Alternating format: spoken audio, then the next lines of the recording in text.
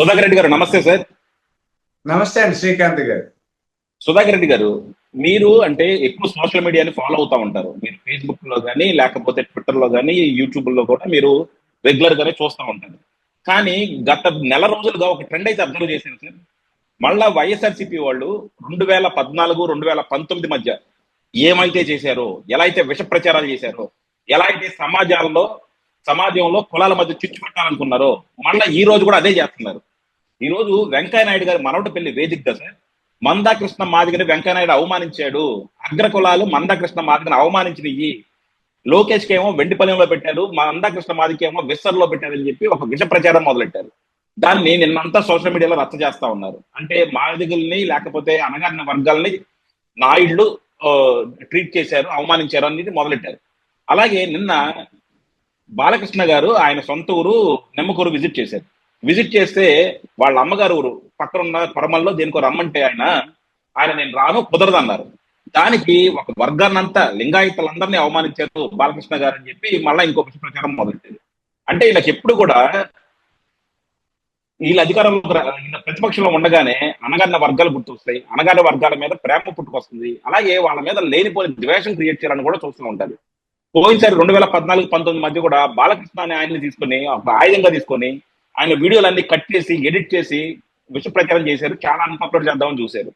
మళ్ళీ ఇప్పుడు కూడా అదే ప్రయత్నం చేస్తున్నారు సార్. మీరు అంటే మీ పార్టీ వాళ్ళు దాన్ని అబ్జర్వ్ చేస్తున్నారా? వైఎస్ఆర్సీపీ వాళ్ళు సోషల్ మీడియా వేదికగా చేస్తున్న ఈ విష ప్రచారాలను. సార్ మంచి ప్రశ్న వేసి నేను కూడా చూస్తుంటాను. ఇప్పుడు మందాకృష్ణ మాదిగ గారు ఆయన విస్తర్లో తింటున్నారు, అది ఫోటో ఉంది.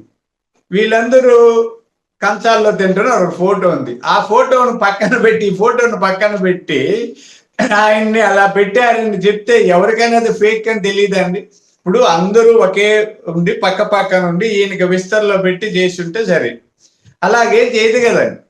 మందకృష్ణ మాదిగ గారిని ఆ దూరంగా పెట్టే స్థితి ఎక్కడ ఉండదు. అంటే మేమే కాదు, ఎవరు కూడా. ఆయన పెద్ద లీడర్ అయిన తర్వాత అంటే ఇక్కడ కుల విద్వేషాలు రక్ష కొట్టాలన్నది జగన్మోహన్ రెడ్డి గారి కుట్ర కుతంత్ర అని అర్థం అవుతుంది. మీరు ఇందాక అన్నారు విష ప్రచారం అండి. ఏమంటే పాము అమృతాన్ని కక్కుతుందా, విషాన్ని కక్కుతుందా? విషాన్నే కక్కుతుంది. కాబట్టి ఆ విషం ఎక్కడ ఉంటుంది? కూరల్లో ఉంటుంది. ఆ కూరలు పీకేశారు. ఇప్పుడు ప్రజలు ఆ విషపు కూరల్ని పీకేసి 11 సీట్లు కింద కూర్చోబెట్టారు.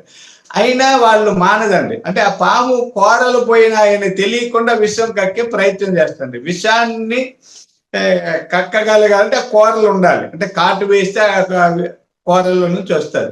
అయితే జాగ్రత్తగా ఉండాలని మేము జాగ్రత్తగానే ఉన్నాం, అన్నింటినీ పరిశీలిస్తున్నాం. వాటిని ఎదుర్కోవడం కోసం మా శ్రేణులు కూడా, మా సోషల్ మీడియా శ్రేణులు కానీ నాయకులు కానీ చాలా విజిలెంట్ గా ఉన్నామండి. అంటే చాలా జాగ్రత్తగా వాళ్ళని ఎదుర్కొంటాం. తప్పదు. ఎంత అది పాము కూరలు ఉన్నా లేకపోయినా పామును ఎలా పట్టుకోవాలో ఎలా కొట్టాలో తెలిసిన విద్యలన్నీ కూడా మాకు ఉన్నారు కదండి. చంద్రబాబు నాయుడు గారు అన్ని విద్యలు తెలిసిన మహానుభావుడు, మాకు చెప్తారు.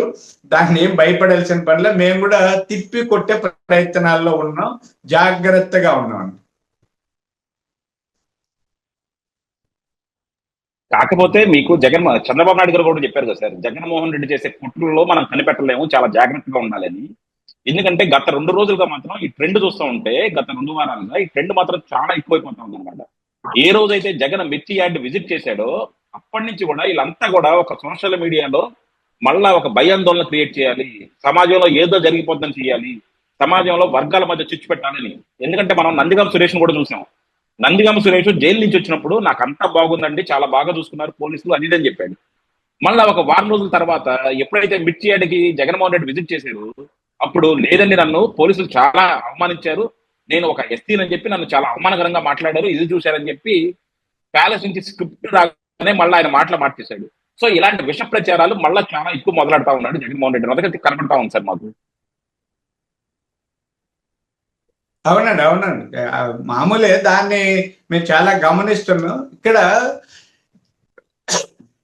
చంద్రబాబు నాయుడు గారు అభివృద్ధి చేసి సంపదను సృష్టించి సంక్షేమాన్ని అందరికి అందించి ముందుకు వెళ్ళాలి, ఆ తర్వాత వచ్చే ఎన్నికల గెలవాలన్న లక్ష్యంతో పనిచేస్తున్నారు. దీనికి పూర్తి భిన్నంగా జగన్మోహన్ రెడ్డి గారు కులాలు మతాల్లో రెచ్చగొట్టాలి, జనాల్లో భావోద్వేగాలు రెచ్చగొట్టాలి, తప్పుడు ప్రచారాలు చేసి లాభపడాలని చూస్తున్నారు. జనం వివేకంతో రెండు ఆశిస్తున్నారు, ఆలోచిస్తున్నారు. చాలా మంది అనుకుంటున్నారు 40% ఓట్లు వచ్చాయి కదా వాళ్ళకు అని అంటున్నారు. ఉందండి, అదే కాదనలేదు. అంతకుముందు 2019లో ఓడిపోయినప్పుడు కూడా టీడీపీ కూడా అన్ని ఓట్లు వచ్చాయండి. దాదాపు 39-40% అటు ఇటు ఒకటి కొద్దిగా స్లైట్ డిఫరెన్స్ తో ఉంది. ఓట్లు రావడానికి గెలవడానికి చాలా అంశాలు తోడ్పాటు అవుతాయండి.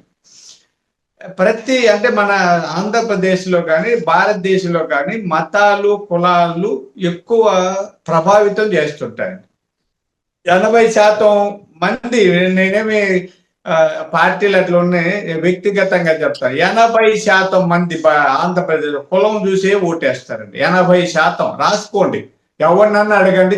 శ్రీకాకుళంలో ఒక కులమోడు ఏ పార్టీకి ఓటేస్తే చిత్తూరులో కూడా ఆ కులమోడు ఆ పార్టీకి ఓటేసి ఎలా ఈ కులతత్వం స్ప్రెడ్ అవుతుందో నాకు తెలియదు. అయితే ఒక 20% మంది న్యూట్రల్ గా ఆలోచించి మంచి చెడుల్ని అంచనా వేసి వేస్తుంటారు. ఆ 20% అటు ఇటు వాళ్ళు చాలా క్లీన్ గా అబ్జర్వ్ చేస్తుంటారండి. క్లీన్ అబ్జర్వేషన్ తో ఎవరికి ఓట్లేలా వేస్తుంటారు, వాళ్ళే తారుమారు చేసేది. అందుకే కదా ఇప్పుడు ఆ 20% పూర్తిగా ఈ కూటమి వైపుకు వచ్చేసిందండి ఈసారి. అందుకని వాళ్ళకి 40, మాకు 60% ఓట్లు వచ్చాయి. అంటే కూటమిలు అన్ని కలుపుకుంటే ఈ 20% మిగతా ఉంటాయండి. ఈ జగన్మోహన్ రెడ్డి ఎన్ని కిరాతకాలు చేసినా 40 లేకపోతే 35కు తగ్గే ప్రశ్నే లేదు. ఏమైనా చేయని ఆయన మర్డర్లు చేయని, కూనీలు చేయని, ఏం చేసినా ఓట్లు వస్తాయి. అవి కులాలు చూసి ఓట్లు వేసేవాళ్ళు. ఈసారి న్యూట్రల్ గా ఉన్న వాళ్ళందరూ కూడా ఇలా వచ్చారు. అందుకనే సమాజాన్ని సమున్నతంగా ఆలోచించేవారు, కుల మతాలకు వ్యతిరేకంగా ఆలోచించే వాళ్ళు, సమాజం కోసం ఆలోచించేవారు, అభివృద్ధిని కాంక్షించే వాళ్ళ కోసం ఆ 20% కోసం ఎక్కువ శ్రమ పడాల్సి వస్తుంది. అందుకనే మేము చాలా జాగ్రత్తగా పనిచేస్తున్నాము. వైఎస్ఆర్ పార్టీ వాళ్ళ దుష్ప్రచారాల్ని, విష ప్రచారాల్ని ఎప్పటికప్పుడు తిప్పి కొట్టి చంద్రబాబు గారి నాయకత్వానికి మేము అందరూ అండగా నిలబడుతున్నాం, అందరూ పని చేస్తాము, మా సత్తా ఏదో చాటుతామండి.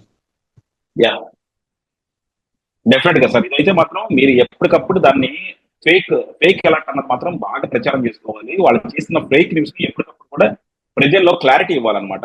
చాలా సార్లు ఏం చేస్తారంటే అది ఫేక్, ఎవరు పట్టించుకోవాలని వదిలేస్తున్నారు. కానీ దాన్నే 100 సార్లు రుద్దితే జనాలు నిజం నమ్ముకునే ప్రాబ్లం కూడా ఉంది. సో డెఫినెట్ గా దాని గురించి మాత్రం విస్తృతంగా మాట్లాడాలి.